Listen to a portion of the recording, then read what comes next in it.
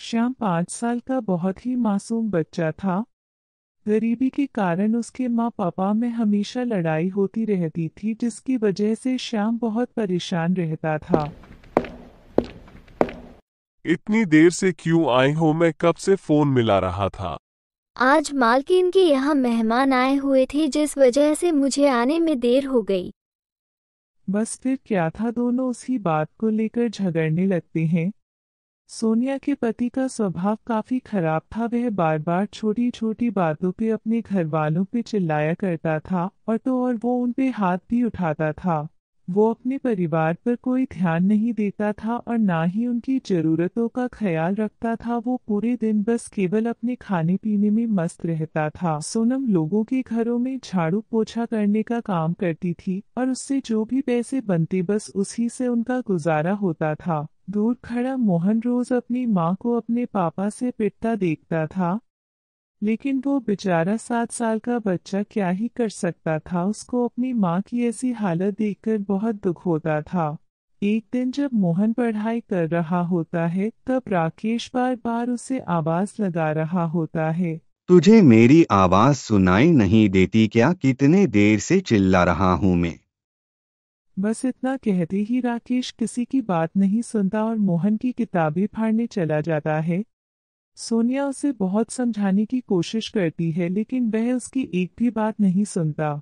मोहन बहुत रोता है और अपने पिता को उसकी किताबें फाड़ने से बहुत रोकता है, लेकिन राकेश नहीं रुकता है और उसकी सारी किताबें फाड़ देता है।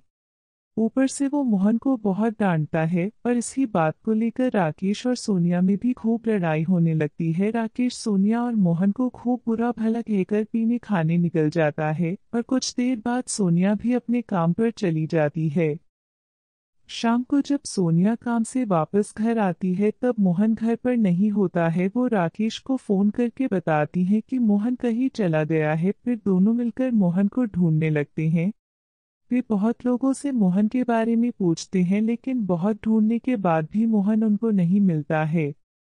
मेरा बच्चा तुम्हारी वजह से घर छोड़कर गया है। अगर तुमने उसकी किताबें न फाड़ी होती तो वह घर छोड़कर नहीं जाता। अगर मेरे बच्चे को कुछ भी हुआ तो मैं तुम्हें कभी माफ नहीं कर पाऊंगी। तभी सड़क के दूसरे पार कुछ लोगों की भीड़ जमा हो जाती है। उस भीड़ के बीच में एक बच्चा खड़ा होता है। वह बच्चा अभी बाल बाल एक गाड़ी से टक्कर होते होते बचा होता है। वह बच्चा भी मोहन की तरह अपने घर वालों से परेशान होकर अपने घर से भागा होता है। इतना शोर सुनकर मोहन के माता पिता वहां भागे भागे चले आते हैं। तभी उस जगह उस बच्चे के माँ बाप आ जाते हैं।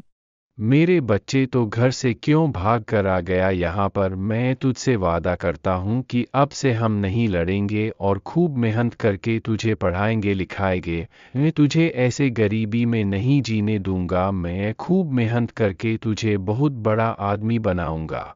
बच्चा अपने पापा से यह बात सुनकर रोने लगता है और बहुत खुश हो जाता है। वहीं खड़ी सोनिया और राकेश बहुत दुखी होने लगते हैं। बच्चों की यह बात सुनकर सोनिया मोहन को बहुत याद करती है और बहुत रोने लगती है। कुछ दूर चलने पर सोनिया और राकेश को कोई आवाज सुनाई देने लगती है। छोटी सी उम्र में बेटा तुम गाड़ी साफ करने का काम क्यों कर रहे हो? और तुम्हारे माता पिता किधर है? तुम स्कूल नहीं जाते क्या? अंकल प्लीज आप मुझे गाड़ी साफ करने दो ना। मेरे पापा कहते हैं कि गाड़ी साफ करने के बदले पैसे मिलते हैं। मैं ये पैसे मेरे पापा को दूंगा, फिर वह मेरी माँ को भी नहीं मारेंगे और मेरी किताबें भी नहीं फाड़ेंगे। प्लीज आप मुझे गाड़ी साफ करने दो, मैं बहुत अच्छे से गाड़ी साफ करूंगा। वह लड़का कोई और नहीं बल्कि मोहन होता है। राकेश मोहन को देखकर उसे आवाज लगाना शुरू कर देता है। अपने पिता की आवाज सुनकर मोहन डर जाता है। नहीं पापा प्लीज मुझे मारना नहीं और माँ को भी नहीं मारना। मैं उन अंकल की गाड़ी साफ कर ही रहा था, लेकिन वह अंकल चले गए। उसके बाद राकेश को अपनी गलती का एहसास होता है और उसे अपनी गलती पर काफी पछतावा भी होता है। वह मोहन से कहता है कि अब से वह सोनिया से नहीं लड़ेगा और ना ही मोहन को डांटेगा। अब से वह खूब मेहनत करेगा और मोहन को खूब पढ़ाएगा लिखाएगा। उसके बाद से तीनों बहुत प्यार से रहने लगते हैं। कहानी से हमें यह शिक्षा मिलती है कि घर का क्लेश और आपसी लड़ाई झगड़ा परिवार को तोड़ देता है, और ऐसे ही घर का क्लेश लोगों को गलत कदम उठाने पर मजबूर कर देता है। इसीलिए हमें हमेशा हमारे परिवार के साथ प्यार से रहना चाहिए।